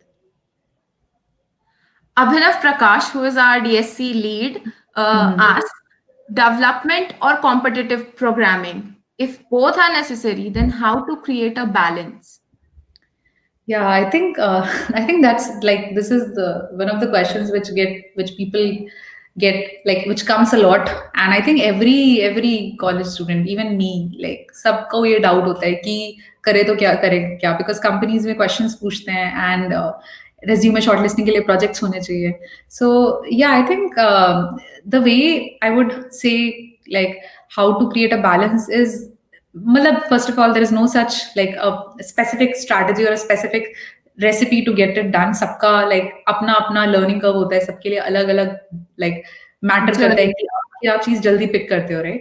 So I think it's all about understanding yourself. So for example, personally me, like I started trying competitive, but मेरे को उतना ज़्यादा मज़ा नहीं आया. Maybe because I didn't try enough in the beginning, or maybe because I didn't had that circle where like there were people who were doing competitive and you get that rush. So maybe because of that, so I tried open source, I tried development and everything, and वो मेरे को ज़्यादा अच्छा लगा. Then what happened is कि जब मेरे को पता चला कि हाँ कंपनीज वगैरह के लिए पढ़ाई वगैरह करनी है and everything, so what I did was like अगर मैं काम ओपन सोर्स कर रही हूँ समथिंग, मेरे को थोड़ा सा लाइक काफी एग्जॉस्टिव हो गया है, काफी टाइम से वही कर रही हूँ, तो लाइक थोड़ा टाइम निकाल के I used to do started doing coding. So ऐसा नहीं हो सकता दैट मतलब हो भी सकता है, but it's difficult to be really good at both the things. Like I mean it's completely personal thing, but I would suggest that try to be at least good with the basics of coding, like having knowledge of, because it's also part of your curriculum if you're doing computer engineering. So I think doing that part itself is should be sufficient for cracking the companies. I'm not talking about competitive programming again.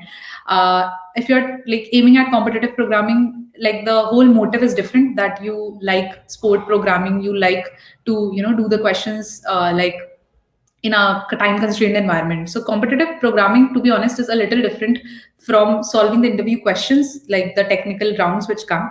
So I mean, it's completely up to you that if you're liking it or not. If you're not liking competitive programming and you're just like getting like you're getting frustrated because of it or anything, just don't worry about it. Having a basic knowledge of data structures and able to solve those questions, I think that should at least be sufficient to crack these interview rounds in the companies. The major thing I would say, like when the person asked about the balance between the things, I think like it's completely up to you that whether you really like it or not. If you do not like it, you cannot force yourself to do it, right? So I mean, just have the basics of it is what I'm trying to say, that having a good knowledge of all the data structures, all the algorithms should be sufficient. So yeah, I think I mean I think I've said it with in a lot of webinars that I have given, that it's kind of a little sad that these companies just ask these technical questions, though when you enter the company, like these questions are not relevant. It's all about development. So that's a little sad, but yeah. Sorry, I mean it's actually a it's to be honest, it's actually a not a fairly simple answer to like give, because everybody struggles, and I think that I just told what I did, that I tried what I actually did what I liked. I liked open source, I liked development, so I did that because I didn't like competitive programming that much. And then when I knew that these companies are there, like resume ka to ho gaya, but now like interviews mein jab questions पूछेंगे या online rounds वगैरह निकालने होंगे and everything, then I started doing these questions. I like as a curriculum to मेरे को data structures algorithms का knowledge था, but then I started practicing online and everything. So this is what I personally did. Yeah, maybe I think somebody like better can answer on the competitive programming front, but yeah. So these were the questions I had taken, but there were many more who are asking for your tips and suggestions. So that you would like to say. Okay, any tips regarding like in general? Yeah, in general, like for the position for as a software engineer, of course, for the technical fields, and anything related to communities or anything you would like to say. Yeah, I think just be more like I mean being like being more exploratory is something that I would really like to tell people that don't be afraid to try out things. It's not like, and also don't get not getting disheartened is something that I would like to tell, that if you tried XYZ and you didn't succeeded into it, don't get disheartened. It's obvious, everybody has done it. Like I'm telling you, like in my second year, I was I remember I tried something like I tried for GSOC as well, but like I really worked hard for it, but then I didn't get selected. I was disheartened, but something else happened. Similarly, किसी और year में I tried something else, but I didn't get through. So, but as a result of it, I got another opportunity. So I think just trying is actually very important. Trying, even till now when I'm in software engineering job, I think trying is something that is very important, that you try something before giving up. So that's a general thing that I would like to say. I know it's a little vague, but actually it's true. Like even now, if suppose I'm given a particular work, if if I do not try it with my 100%, then I'm not being true to it, true to that particular work. So I think being honest and trying is something that's very important to whatever you do.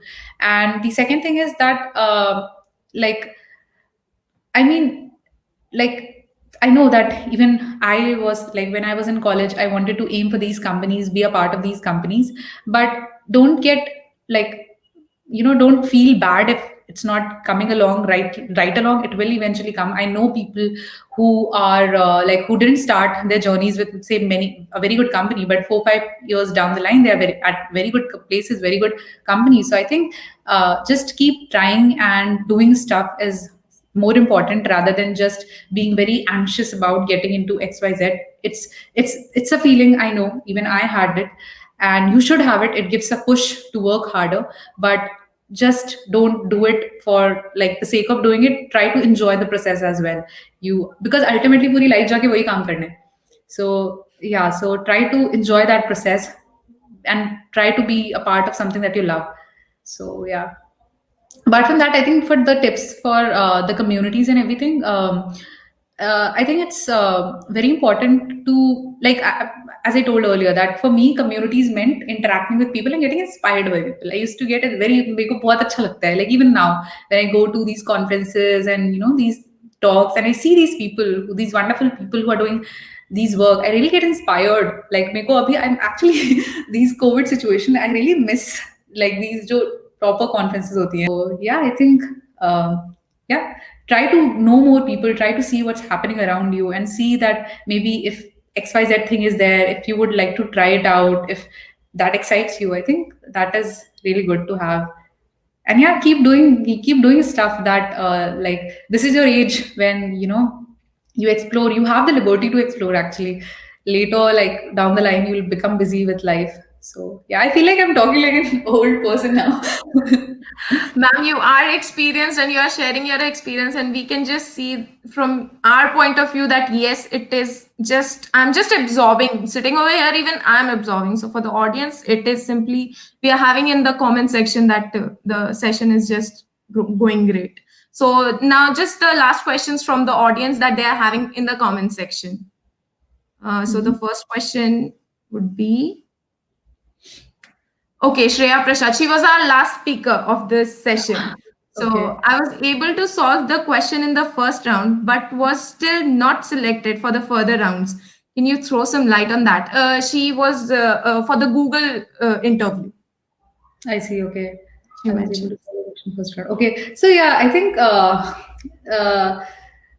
see the for these interview question like rounds, what usually happens. So first of all, the very basic crux of taking an interview is to analyze and see the like how the candidate is performing on different fronts, like whether their analytical skills, whether their thinking process, where their communication is skill, where their like basic knowledge with the algorithms and data structure. So there are these many parameters on the basis of which, that's why also like there are these questions which are thoughtfully chosen so that these all metrics can be calculated about a candidate, because ultimately we as interviewers have to provide this feedback for the candidate. So I think there are many things apart from just solving the question, that and many a times, like for example, you think that you did pretty well, or somebody else thought that they didn't do pretty well, but it might happen the opposite way, because it completely depends that for the interviewer, for that particular question, what they are looking for. That like like the student should have told about the complexity, or this should be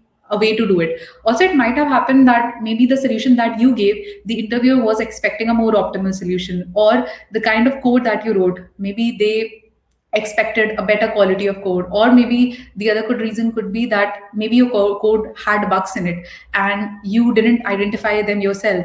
The other could be that there were a lot of hints given to you and the interviewer was not expecting that you'll take so many hints. And the other way around as well can happen, that they were giving you hints but you didn't take the hints. So there are many things actually, like there's no definite answer for it, but these are few things that I'll share, that what I have seen, that what we generally look for, like some kind of metrics so that we can submit the feedback. And there could be something that there could be not just like this, there could be other reasons as well, related to headcount and everything, that maybe somebody else had a better score than you who got uh, proceeded to the other round. So yeah, I think these reasons could be there, that you thought that you did pretty well in it, but the interviewer was expecting something else, like they were expecting maybe a better complexity, a cleaner code, less hints and everything. So yeah, but yeah, don't worry, it's just a faster process. I know a lot of people who like the first time didn't get through, but next time they ace it. So yeah, just keep practicing, like you people will do good. Yeah. I'm sure Shreya will do it next time, and definitely after your suggestions that you said, she would mark it down.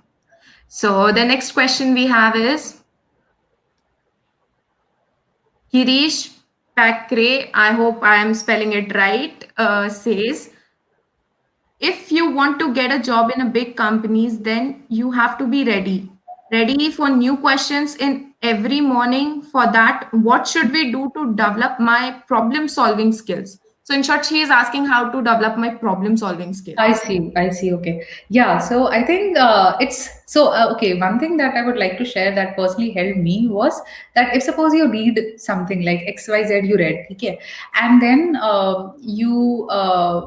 like it's more important to implement and see rather than just reading. Like for example, I know that ठीक है इसको करने का ये तरीका है. I just read it. ठीक है, but I didn't implement it. So I think the sooner you implement something and see, the better it is, because it will clear your understanding as well. Like for example, मुझे कुछ implement करना है, मैंने हाँ 10 चीज जगहों से पढ़ लिया, instead of reading from 10 places, read one place, अच्छे से पढ़ो, try to implement it and see कि whether it's working or not working, or is it able to satisfy your needs and everything. So I think it's more about implementing stuff. So even जैसे मुझे कोई problems for example मिलती हैं, so I think it's more about कि तुम कितनी जल्दी उसे इम्प्लीमेंट कर पाते हो, तुम कितनी जल्दी उसे, तो I think a lot of things are like searching online a lot of stuff कि एक्स वाई जेड चीज के लिए आजकल like the whole community on the web is so good. So I think reading stuff and implementing as per your needs, like तुम्हें अगर मान लो एक particular चीज चाहिए, एग्जैक्टली तो नहीं मिलेगी, right, you will get something a variation of it.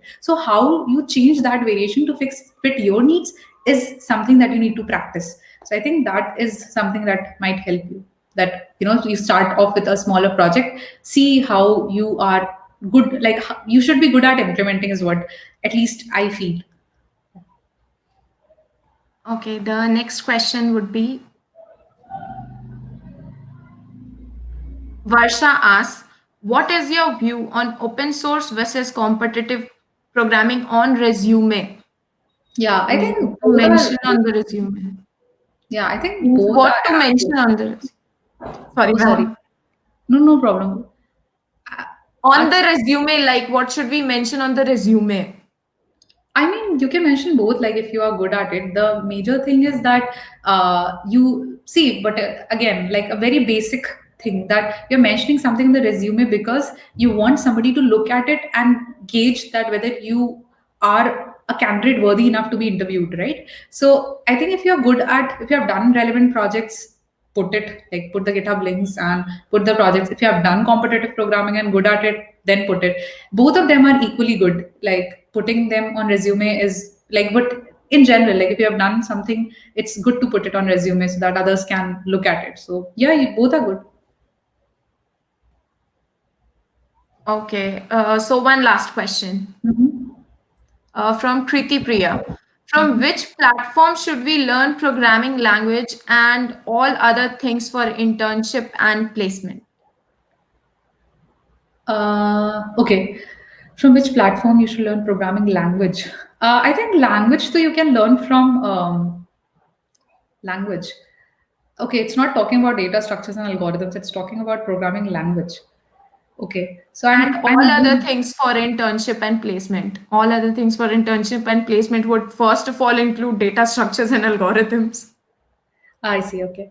Yeah, I think for data structures and algorithms, so I agar if you are a part of, if you are a computer science engineer, like already curriculum mein the basics would be there, like related to the knowledge. I think clearing that, having a good hold. कई बार ऐसा होता है कि हम इतना like वो कर लेते हैं, like दूसरी चीजें पढ़ लेते हैं that we don't have the basic hold of those data structures. I think वो सारी चीजें like as a part of curriculum you can do. Apart from that, there are like really good books and really good like मतलब like these books are there to get a basic hold of these things, that in and out, the major other important major part is actually implementing and practicing using those concepts that you have learned. So I think for those, personally I did lead code. मेरे को lead code सही लगता था. I used to do the contest काफी सही होते हैं because contest में एक साथ तुम्हारे पास 4 questions आते हैं, right, and they are variety. ऐसा नहीं होता कि तुम अलग से section में जाके questions ले रहे हो, so you're not biased कि अगर graph का question कर रहा हूँ या कर रही हूँ तो like you are a little biased, right, कि तुम्हें पता है कि हाँ ग्राफ के सेक्शन में तो ग्राफ के थ्रू होगा. But contest are really nice because एक साथ 4 डिफरेंट लेवल के प्रॉब्लम्स होते हैं, टाइम कंस्ट्रेंट भी होता है थोड़ा, वर्चुअल कॉन्टेस्ट भी कर सकते हो, एंड उसमें फिर क्या होता है, different kind of problems are there. So I think that's really nice. मेरे को काफी हेल्प किया कॉन्टेस्ट करने से. So I think that I would really suggest you if you want to improve your implementing skills like algorithms, data structure तो पता है, लेकिन अगर कोई प्रॉब्लम आया तो उसमें how to use it. I think it's really really important to learn that, and I think lead code helped me personally.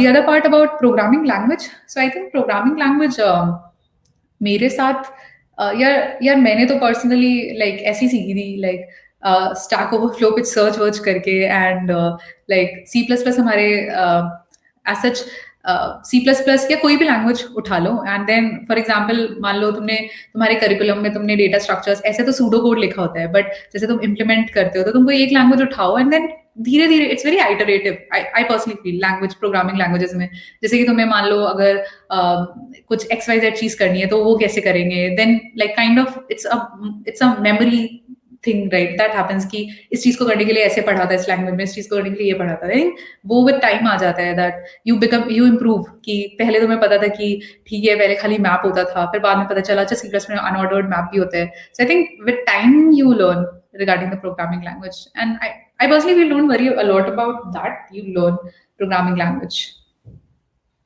Yeah. Okay, so our speaker Shreya Prasad heard your answer and she feels thankful for that insightful answer, ma'am. Yeah. And I hope. Yeah, I'm glad that it helped. Yeah. And that's all I would take, ma'am. Thank you so much for joining us. I mean, some day back I was absorbing from one of your webinars, and today I'm sitting and interacting with you, and I can't explain how insightful it was for me as well. So I just hope it was the same for our audience, and thank you so much for joining us. Yeah, no problem. I'm really looking forward. Like it helped people, I'm really happy. Yeah, it's good. It's just that like personally, it's little becomes a little tiring because you can't answer all the people. So I really prefer these webinars because at one time I can help or take so many questions together. So yeah, thank you for actually arranging this stuff and having me. Yeah. Thank you, ma'am. Thank you for being with us. Thank you so much. Thank you. All the best, everyone. Take care. Bye-bye. Bye-bye. Thank you so much to our viewers for joining us. I would like to thank our speakers, Shreya Prasad and Anubha Kushwaha, for joining us for this event. Take care, stay safe, bye-bye.